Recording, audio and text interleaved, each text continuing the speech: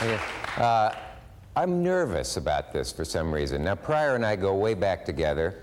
I want him to have a good time here, but I'm always afraid I'll do something to screw up a show that I'm particularly concerned about. But I have a secret when I do that.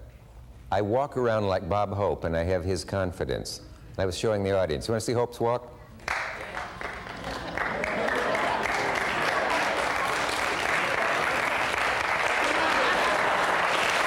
Hey, how about...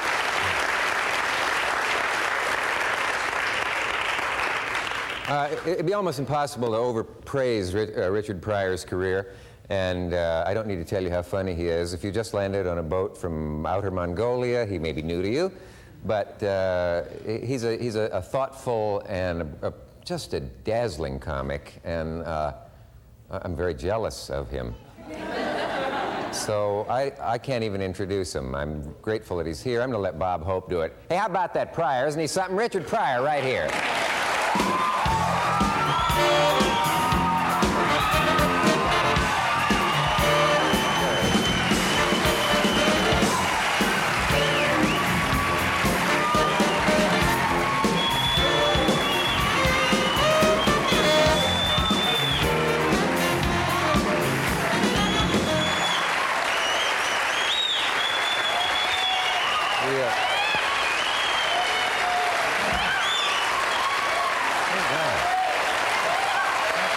Stay here and see how long they do it. Have a seat. Huh. Thank you very much. What? Oh, great. You know, I thank you very much. That was a very nice thing you said about me in the beginning. Yeah, what was it? That I appreciate it coming from you. Thank you very much. Was it nice? I liked it. Yeah. The last time I saw you, we were freezing our off. Yeah. In, what was the name of it? Killeen, Texas. Killeen, Texas, yes. Yes, just before the revolution. Yeah. We were on a show called Operation Entertainment, and I don't know what we had done to deserve being sent to that part of the world in that temperature. I don't know, it was great though. It was like all these army people and tanks. Guns, soldiers everywhere. And we couldn't get into it with the guns and stuff, and they didn't like us. I remember that. They go, oh, you don't want to carry no gun? Yeah. Well, we were both kind of new in the business. They had several acts. I guess we can tell this now. Jimmy Dean was like was he the host? I was the host. Oh, you were the host? Yeah. I didn't know that, Dick. Honest, I didn't know you were the host. Because you were like a little kid backstage. I know. You kept calling me Jimmy and saying, sing Big Bad John, and I didn't know what to do. No, but it was the great, do I need to say the great Louis Armstrong band was there. Yes. Freezing in the middle of Texas. It was not a day to be a brass monkey. Older people know that reference. Okay. Yeah. I remember that's where I met Louis Armstrong, and I walked in his dressing room. I said, how you doing, Louis? He said, white folks still in the lead.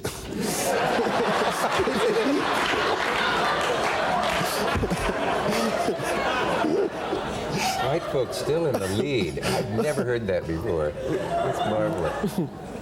I heard some alarming news that you're a much mellower Richard Pryor now, and I thought, Lord, he won't come out here and nod off on us. Well, I'll tell you.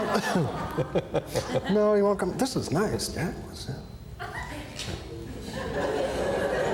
Yes, Dick, I understand what you mean. I see what you mean. Yeah. I have no idea why a magnifying glass is here, nor a bust of, who is that? Napoleon's sister. I thought I could swear it was Jane Pauley. I don't know who these people are. And here we have a bear fighting a bull, for those who want to know what the knickknacks are on the stage. This is a nice theater. Isn't this a wonderful place? I've never been in here before. I'm never coming back either. Well, can't resist getting laughs now and then. No, I can't.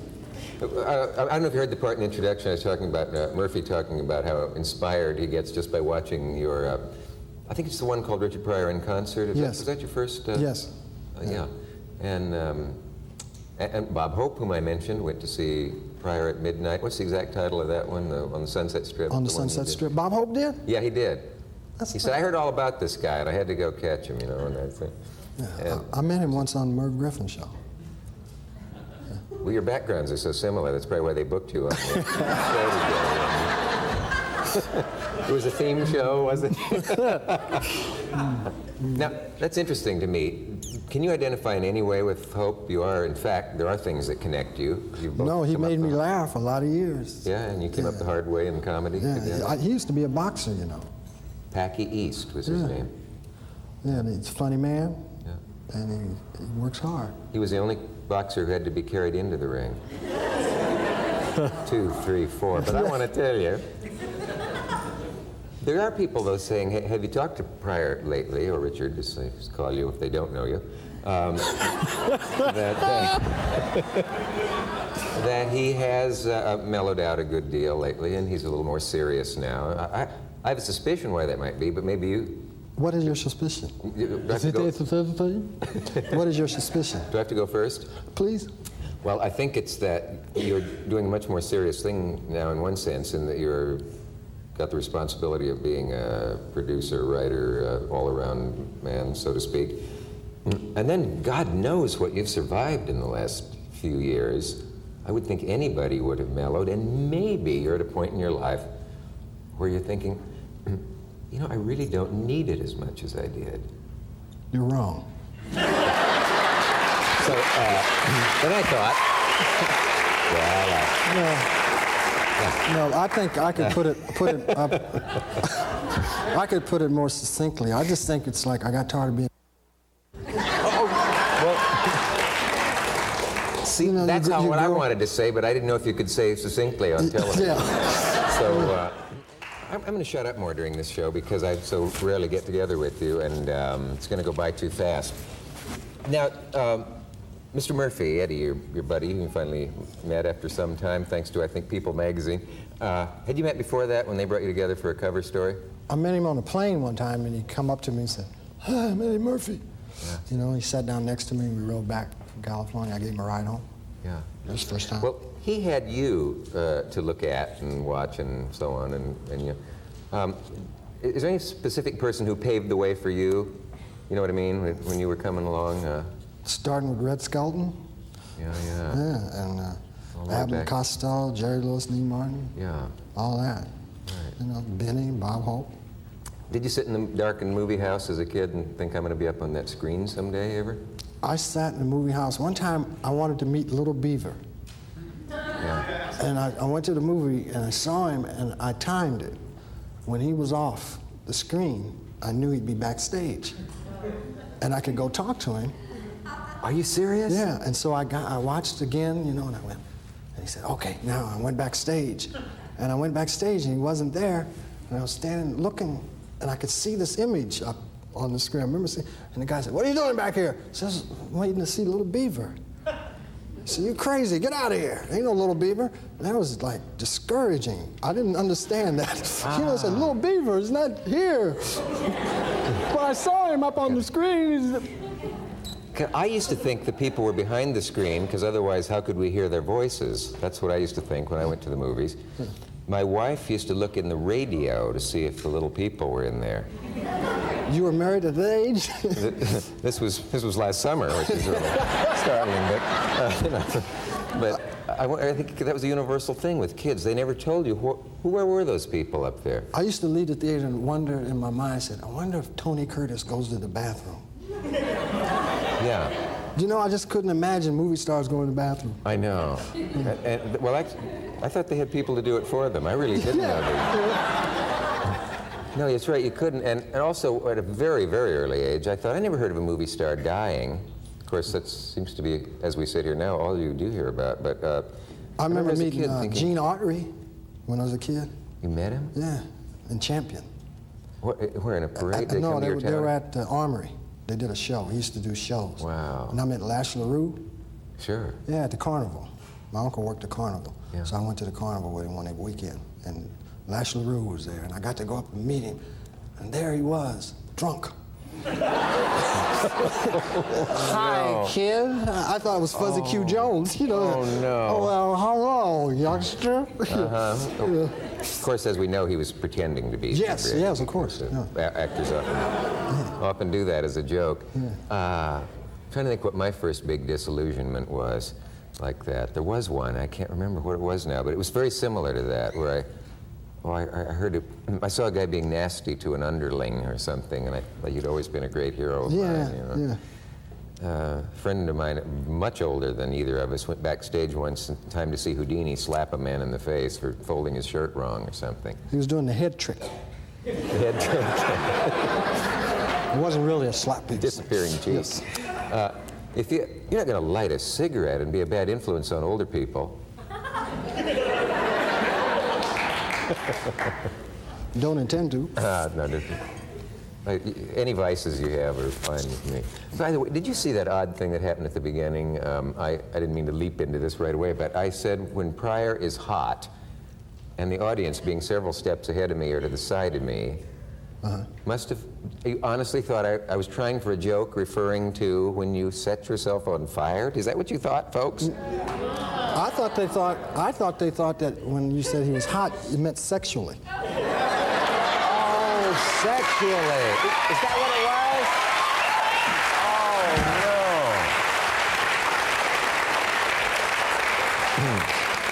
Oh, no. Oh, isn't that funny? I never associate sex with California, you see, so I never would. Isn't that funny how we took that an entirely different way? Yes.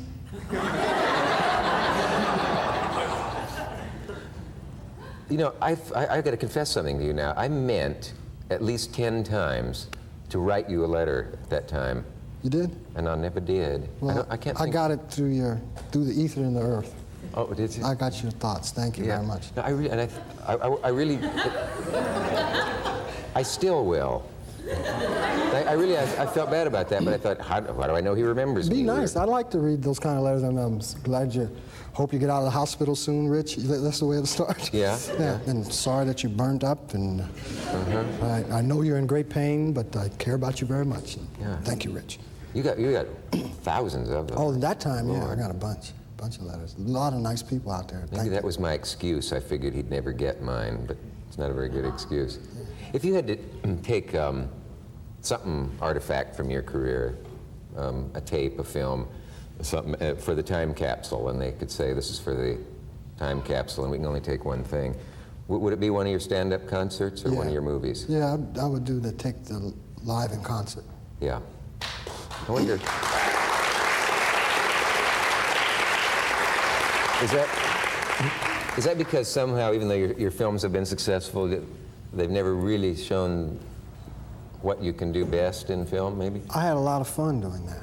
You know, and I didn't know that it would be successful at all. I thought these guys were crazy. You know, paying me money to film it. You know, and they filmed it. Oh, to film the concert. Yeah, and I said, why did the guy want to do that? It's dumb. So he did it, and it was successful. And I think that's why I like it. Because, you know, I like it because people accepted me in doing my act, and that made me happy about that. I know how you'd feel, though. You figure, but you got to be there to enjoy a concert, and to watch it on a screen isn't the same thing. But apparently they did it skillfully so that you did have that. I felt I was there, and I laughed. It was raw. That's what I liked about it. It wasn't slick at all. You know? No, they didn't know what they were doing. So it's got a rough look to it that you like. You know, not too slick, doesn't look edited or glossed up or any of that stuff.